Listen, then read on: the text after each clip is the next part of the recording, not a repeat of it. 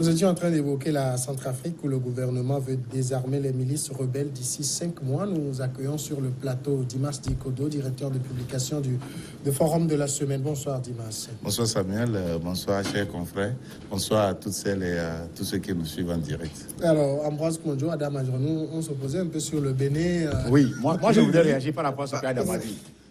Adam dit qu'il n'y a aucun pays, il n'y a aucun chef d'État depuis, ça veut dire 5 chefs d'État au Bénin qui ne soient dans le... Qui ont pu quand même se démarquer en matière d'ingérence de la France. Et moi je dis que dans la gestion du pays. Talon que j'ai eu à contester ces dernières semaines, il faut peut-être lui tirer chapeau parce qu'il a eu le courage. C'est pas lui. Il a eu le courage d'implémenter une certaine justice indépendante qui a débuté le groupe Bolloré. Comme ça s'est passé au Cameroun aussi. Talon a aussi demandé à ce que les pièces d'art de Béhanzin et autres puissent être rapatriées avant que le Sénégal n'emboîte le pas. Donc, ça c'est... La France aujourd'hui peut avoir cette frisson-là, comme quoi il y a des chefs d'État qui aujourd'hui sont en train d'avoir le courage de revendiquer ce qui est de leur civilité, de leur civilisation et de leur appartenance, comment on appelle ça, de leur indépendance politique. Donc, si on transpose cela en Centrafrique, on comprend que l'actuel président, moi, je suis en train de l'aduler parce qu'il a compris le jeu français, il s'est coquiner avec les Russes. Et quand on parle de Russes, la France même, très très loin. D'abord, il a commencé par les gardes protecteurs, les gardes rapprochés. Ensuite, certains Russes, les militaires russes et leurs services de renseignement sont en train de former certains militaires russes. Et ça ne plaît pas du tout à la France. Quand tu suis les médias français... C'est pas gratuit non plus. Non. Les Russes ne viennent pas faire de l'altruisme. Oui, la Centrafrique a préféré s'acoquiner avec les Russes mieux que les Français. Dans tous les cas... Est-ce que vous savez que la deuxième personnalité de l'État en Centrafrique, c'est l'ambassadeur de France? Oui. Ça c'est monnaie d'échange. Avant le Premier ministre, quand la première personnalité, c'est le chef de l'État, qui est un symbole, uniforme, mais ça reste là-bas toujours honorateur de chrysanthème. Mais la deuxième personnalité qui vient dans l'hiérarchie diplomatique en Centrafrique, c'est l'ambassadeur de France. Ah bon? Ils font toujours leur loi, ouais, jusqu'à maintenant. Non, ils font leur loi, mais... Moi, je dis que jusqu'alors, aucun président africain n'est arrivé à se démarquer de l'implication française dans les pays francophones. Oui, dans les pays francophones. Oui. Non. Il y a certains, du moins avec certains, on a mis la manière. Mais tu ne peux jamais te démarquer à 100%. Tous ceux qui ont tenté de se démarquer de ça ont été éliminés systématiquement. On a vu Sékou Touré, à défaut de l'éliminer directement, on a détruit le pays. On a vu Sylvanus Olympio, on a vu Thomas Sankara, et tous ceux qui veulent se démarquer directement. Gbagbo. Ben, maintenant, on peut mettre la manière. D'autres peuvent faire la tête dure, comme chez nous au Togo, ici, avec Faure Gnassingbé, qui ne cède pas sur beaucoup de choses. Vous avez vu même...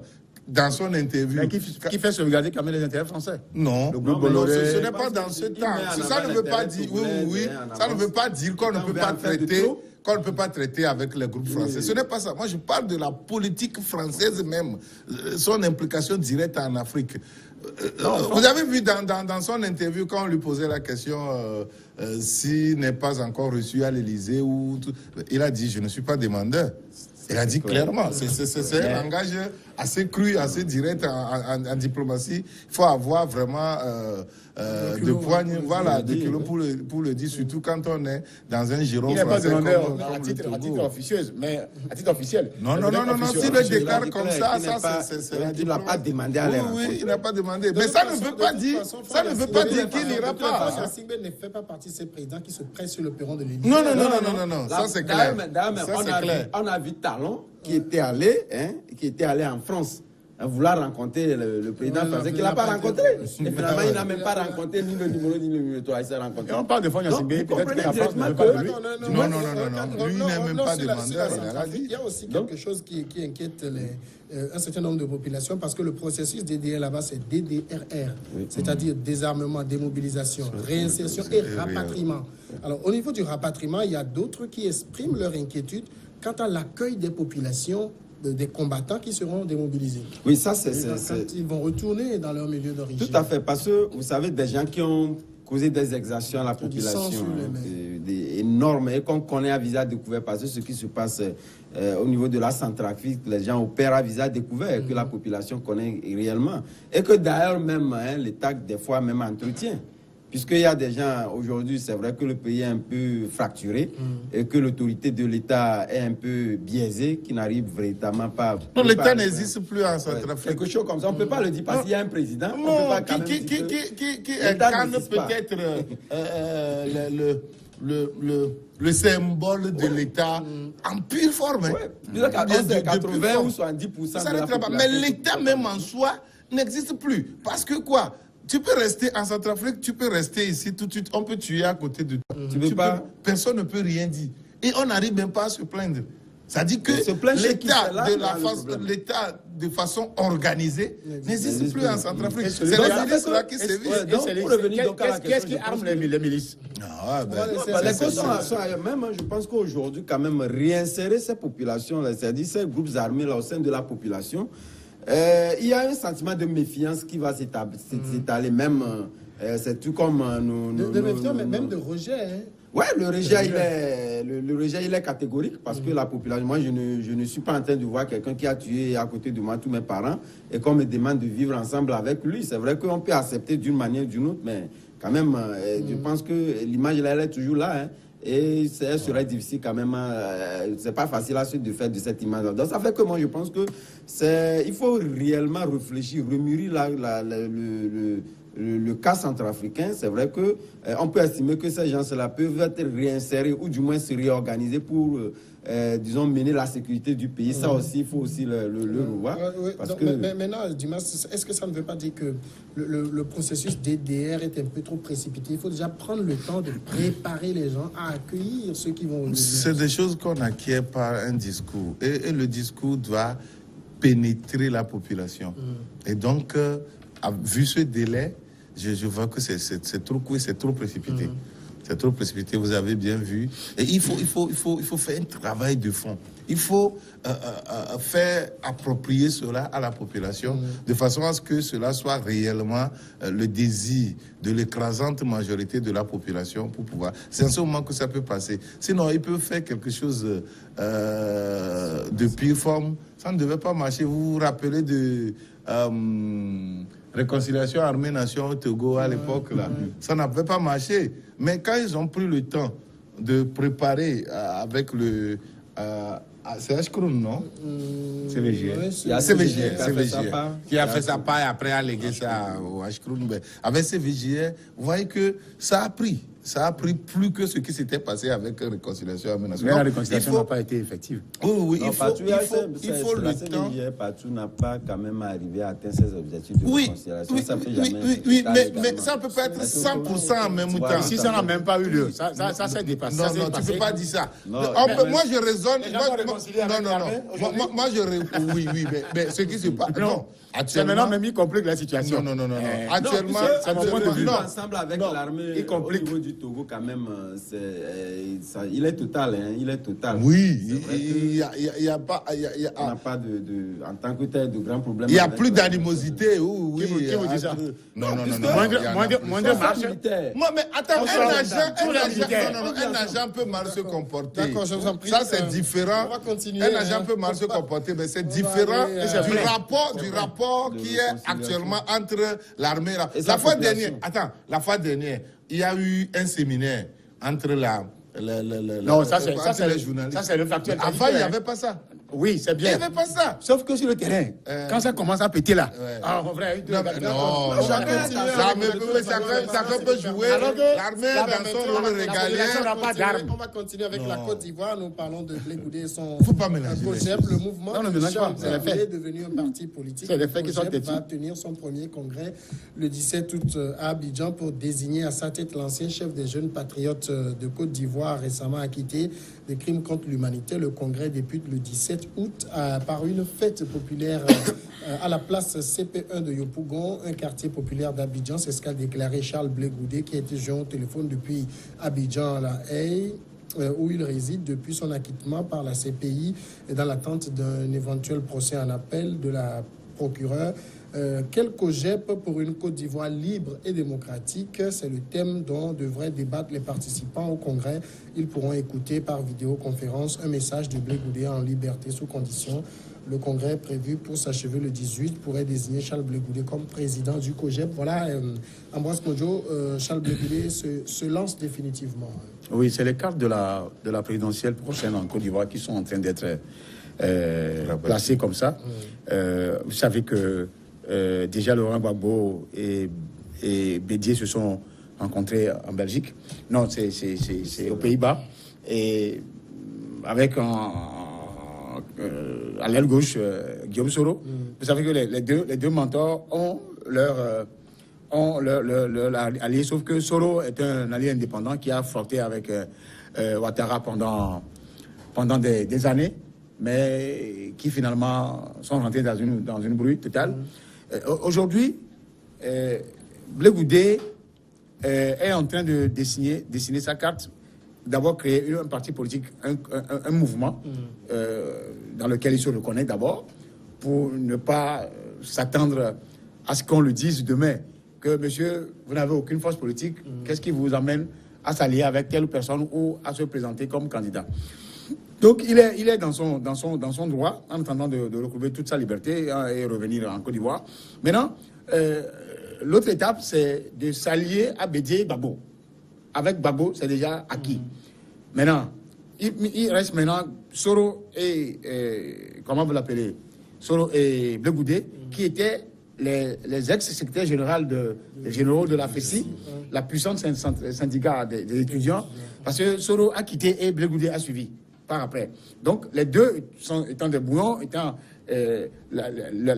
l'université étant un laboratoire de fabrication des hommes politiques en Côte d'Ivoire, comme ici aussi, j'en connais un peu avec le CAR. Et la CDP. La CDP, voilà. Les choses sont en train d'être fomentées et qui risquent de faire mal à Ouattara. C'est ce que je pense. Un Blé Goudé, leader des jeunes patriotes, qu'on a vu, c'est un harangueur de foule, un grand rassembleur des jeunes. Mais un Blé Goudé, président de parti, c'est pas la même chose.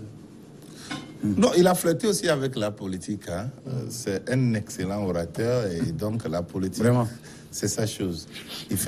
Il était à la tête de ces jeunes en tenant un discours de liberté, d'indépendance vis-à-vis de la chose politique. Mais le gars, c'est un animal politique fin. Depuis qu'il était là-bas, il faisait la politique. C'est de la pure politique, c'est le bras armé pratiquement en matière de manifestation de Laurent Gbagbo. Et donc, il était déjà un animal politique, il est toujours. Mais ce qui m'inquiète, moi, personnellement, c'est que si vous avez suivi l'interview qu'il avait accordée à Jeune Afrique et à France 24 aussi, à France 24 surtout, oui, il a tenu une langue de bois. Et donc, moi, je pensais que c'est à cause de sa situation pénitentiaire qu'il a tenu ce langage diplomatique. Voilà, diplomatique, qui n'était pas tout à fait ça. On ne le connaissait pas sur ça. Mais je pensais qu'il allait être sur cette lancée jusqu'à ce que son dossier soit complètement vidé au niveau de la haie pour se lancer clairement dans la politique. Alors, je me dis que quelqu'un qui est accusé sur du néant, il est accusé ex nihilo.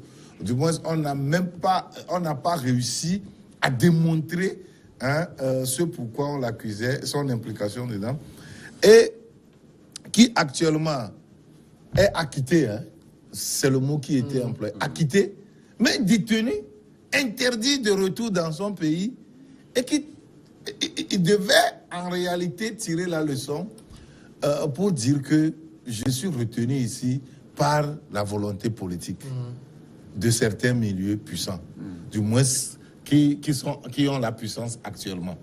Et donc, pour aller, il faut tenir un discours diplomatique jusqu'à la fin, jusqu'à acquérir sa liberté.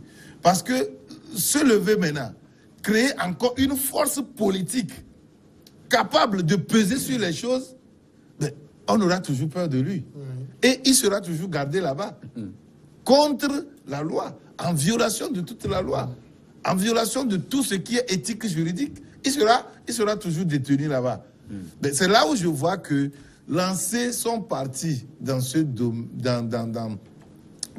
atmosphère, je me dis que c'est un couteau à double tranchant. Et le revers, pour moi, serait un peu plus dommageable que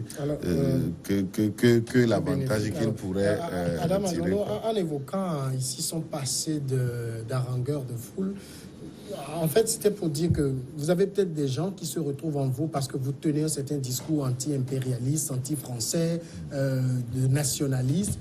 Mais quand vous vous retrouvez dans la peau d'un président de parti politique, c'est plus la même chose. Hein. Vous pouvez perdre des plumes aussi. C'est vrai que ce n'est plus la même chose, certes. Mais vous savez, cette décision de création de partis politiques qu'a pris Blé Goudé, je pense qu'elle est évocateur de plusieurs facteurs. D'abord, vous l'avez dit, c'est un arrangeur de foule. Et après son arrestation et au vu des dissensions au sein même du parti de Laurent Gbagbo aujourd'hui. Dont il n'a jamais été membre non plus. Il n'a jamais été membre, mais quand même, il avait donc de ces militants qui se réclamaient de ce parti-là, puisque la personne lui-même étant proche de Laurent Gbagbo. Donc, du moins, il se définissait par rapport à ce parti politique-là. Aujourd'hui, comme je le dis tantôt, au niveau de cette dissension-là, ce sont des gens, ce sont des électeurs libres aujourd'hui, qui ne se retrouvent plus en politique, mais quand même qui lui sont toujours reconnaissants et qui lui sont toujours fidèles.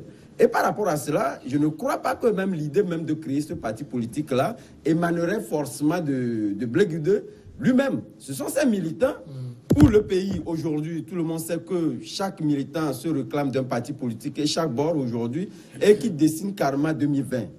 Et par rapport donc aux militants de Blé Goudé qui ne se retrouvent plus, il a fallu quand même prendre l'ultime idée de pouvoir créer ce parti politique-là pour peser dans la balance. Parce qu'aujourd'hui, rien n'est ficelé. Il y a des gens, il y a donc des alliances qui se font. Et de l'autre côté, on sent que le président actuel, Alassane Ouattara aussi, qui ne donne pas une position claire en 2020. Donc il faudrait quand même que Blé Goudé, même s'il arrivait au pays et qu'il n'avait pas de parti politique, il ne pourrait pas véritablement peser dans la balance. Tel que, même aujourd'hui, s'il s'affilait au parti de Laurent Gbagbo, il n'aura pas véritablement le poids qui lui est donc dévolu en termes de popularité. Parce qu'aujourd'hui, quoi qu'on dise, Blé Goudé, c'est quelqu'un quand même qui se réclame d'une certaine popularité. Et comme tel, je pense que l'idée, même si ce n'est pas pour se représenter, du moins se représenter en 2020, il aura quand même un poids lorsqu'il donnera des directives à ce que sa base puisse donc voter ou donc des directives politiques ou des directives d'élection. Je pense que c'est une bonne décision aujourd'hui qui lui permet du moins de dessiner le futur et que demain, qu'il ne puisse pas rester, disant donc qu'un leader politique qui quand même, disons, parlait en son nom. Je voudrais réagir par rapport aux deux interventions. D'abord, par rapport à ce que Dimas a dit et qui est réel, parce que Blé Goudé, vous le voyez, a un avenir politique devant lui, il le sait. Mais sa posture actuelle ne lui permet pas de déballer tout ce qu'il a dans son ventre. On le connaît, très fougueux, très harangueur, avec ses sympathisants. Cette attitude-là, il ne peut pas non plus... oui, c'est-à-dire que c'est pourquoi quand il dit qu'il a changé de discours, c'est stratégique. Blé Goudé ne peut pas aujourd'hui se mettre dans la veste de... comme il était en 2000, avec Gbagbo, avec on a un général de la rue. Aujourd'hui, il sait qu'il a intérêt à tenir des propos diplomatiques, rassembleurs, réconciliateurs, pour permettre à ce qu'il soit d'abord libéré, le connaissant, revenir en Côte d'Ivoire, il redevient un Blé Goudé, général de la rue. Ça, il ne faut pas le cacher. Maintenant, ce qui est intéressant à relever, c'est la suspicion, pas la suspicion, le suspense que maintient Alassane Ouattara. Ce n'est pas aussi anodin. Chacun, c'est les gens qui se surveillent. Ouattara peut ne pas vouloir se présenter. Mais il ne sait pas ce que préparent ses adversaires. Gbagbo, Bédié, si jamais un parmi eux décide de se présenter, Ouattara va vouloir changer la constitution pour se présenter. Non, la constitution lui est déjà favorable. Il sait avant de le faire, justement. Ouattara sait avant d'ouvrir la brèche de cette constitution pour lui permettre de se présenter. Ce qui viole le principe même de la limitation du mandat en Afrique de l'Ouest. Ça, c'est un. De deux. Comment ça... Ça craint, il y a un principe dans le protocole additionnel de la CEDEAO concernant la démocratie et les droits de l'homme. C'est clair. C'est la limitation de mandat. Oui, ça y est, la limitation de mandat prend effet à partir du moment où la Constitution l'a définit. Non, ça on le sait. Bon, d'accord, si tu le sais... Que personne ne me bluffe pas, parce que je sais que les gens, quand on nous dit que le Togo et la Gambie seuls restaient dans la CEDEAO, à nos limités par le mandat président. Dans le temps. C'était dans le temps. Maintenant, est-ce que c'est fini? C'est fini, non? Qu'est-ce qu'il faut que c'est fini? Le Togo n'a pas limité les mandats. La Gambie a limité le Togo. Laissez-moi revenir. Pour ceux que vous ne comprenez pas. Revenez-moi, je reviens à mon truc. Je dis, Alassane Ouattara, c'est que quand Bédié, ou entre Gbagbo et Bédié, surtout Gbagbo, va vouloir se présenter, il va tout faire aussi pour se présenter. Sauf les trois là, Gbagbo, Blé Goudé et Bédié ne se présentent pas. Encore, il y a un quatrième. Soro, là, Ouattara va aller tranquillement. Il sera tranquille. Soit il y a encore un autre scénario. Soit une réconciliation tacite peut être faite entre les cinq là. Ça sera compliqué. Et là où tu as raison, il y a toujours des animosités. Liées même à l'arrivée de Ouattara au poste de Premier ministre et ensuite au poste de président. D'accord. Dimas, alors moi je reviens toujours sur ma question. C'est quoi qui est mieux pour Blé Goudé? Un Blé Goudé dans sa posture avant ou actuelle où il veut se mettre là? Non, de toute façon, s'il veut devenir un homme politique affiché, il est obligé de changer de discours, au risque d'être combattu sur le plan interne et sur le plan externe. Il est obligé de changer de discours et il ne peut plus tenir un discours anti-impérialiste direct là. Il ne peut plus le faire. Les gens ont tenté à la tête de des associations de le faire. Quand ils ont pris le manteau politique, ils ont changé de discours. Du moins, s'ils ont tempéré leur discours après une ou deux rencontres en coulisses. Ils ont changé de discours. Ça, c'est un. De deux, Blé Goudé tirait sa substance financière des appuis de Laurent Gbagbo pour se faire drainer des foules derrière lui. Mais maintenant, est-ce qu'il a tous les moyens encore pour pouvoir faire cette politique-là? Être dans une association, c'est autre chose. Ça, comme vous l'avez dit, c'est vrai, je suis parfaitement d'accord avec vous. Être à la tête d'une association, c'est différent parce que même quelqu'un qui est politiquement affiché peut se retrouver avec vous dans cette association. Mais à partir du moment où vous prenez une étiquette politique, beaucoup de gens peuvent se démarquer de vous parce que ne se retrouvant pas obligatoirement dans votre ligne politique. Et donc, dire que